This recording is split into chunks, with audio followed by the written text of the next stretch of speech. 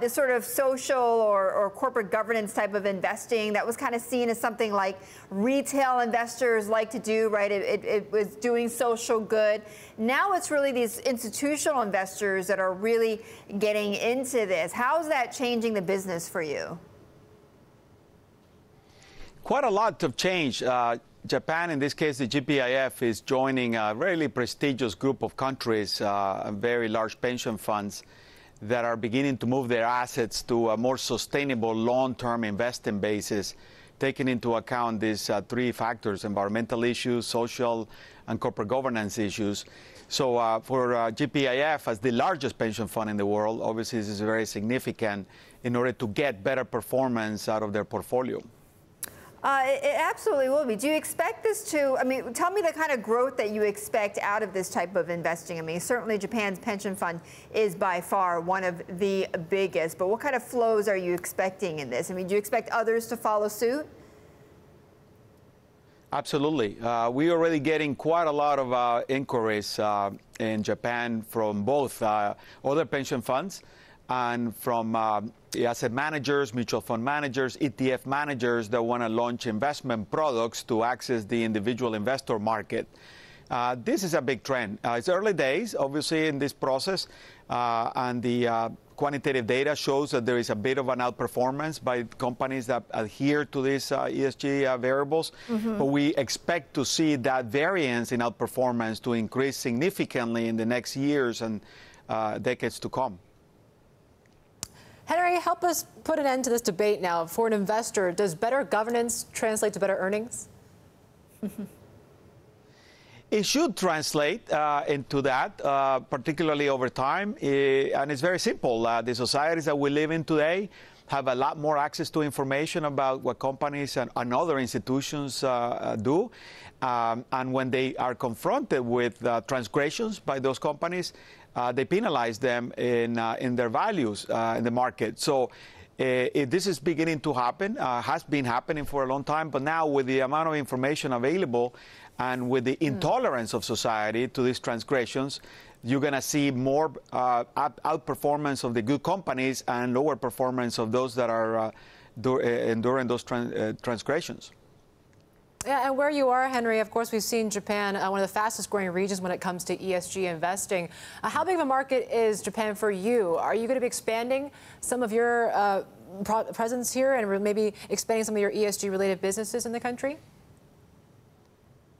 Yeah, right now, in terms of ESG, this part of our company is growing pretty rapidly, actually one of the fastest growing part of MSCI. So we're very pleased to be working with GPIF on this.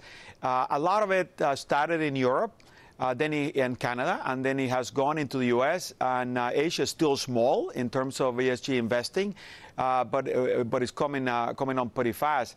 The other thing that we're very pleased to be working with GPIF is the Empowering of Women Index and the amount of assets they're going to put into that. So that's a little bit more unique to Japan, given it's the first country that is dealing with this issue. Speaking about corporate governance, Henry, I'm curious about what you think about these dual-class structures, in Japan. Is that something that you think, what is your opinion on whether that benefits outside investors and how much that needs to change? This is a problem in the world nowadays. The big catalyst in the recent past was Snapchat, in which they really stripped out all the voting rights to the public shareholders. So at the moment, we are doing consultations with our global investor clients as to what should be the right treatment for this in our market cap indices, which is, as you know, there is about $11 trillion following all of that. With the ESG indices, this is definitely already taken into account. So this is a big issue that is going on in the world, and even exchanges in their listing requirements are beginning to relax them with respect to voting rights, which is not the right direction. Henry, I know, in addition to being there in Japan, you also recently visited South Korea and spoke to many, many investors as well. You're assessing sort of the new government in South Korea, right? How friendly are they going to be to foreign investors? What changes they're going to make? What have you been hearing?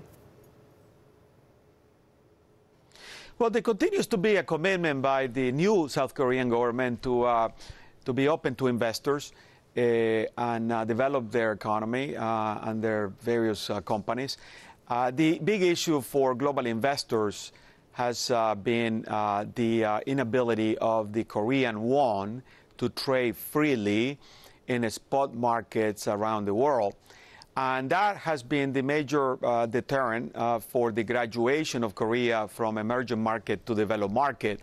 I do not see yet any movement to liberalize that at this point by the new Korean government. It's obviously early days.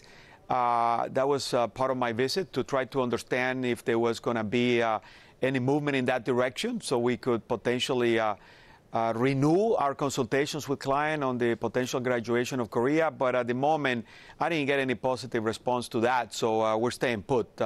We're leaving Korea out of the watch list for now.